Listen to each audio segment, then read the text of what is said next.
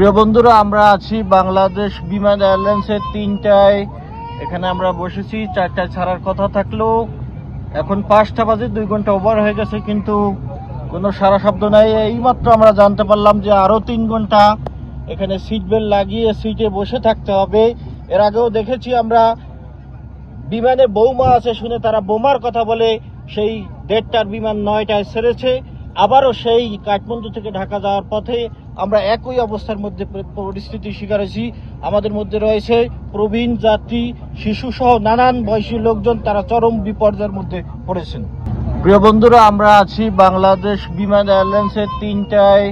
এখানে আমরা বসেছি, 4টায় ছাড়ার কথা থাকলেও এখন 5টা বাজে, 2 ঘন্টা ওভার হয়ে গেছে, কিন্তু কোনো সারা শব্দ নাই। এইমাত্র আমরা জানতে পারলাম যে আরও 3 ঘন্টা এখানে সিট বেল্ট লাগিয়ে সিটে বসে থাকতে হবে।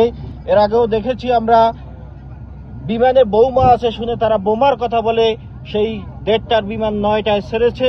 আবারও সেই কাঠমান্ডু থেকে ঢাকা যাওয়ার পথে আমরা একই অবস্থার মধ্যে পরিস্থিতির শিকার হয়েছি।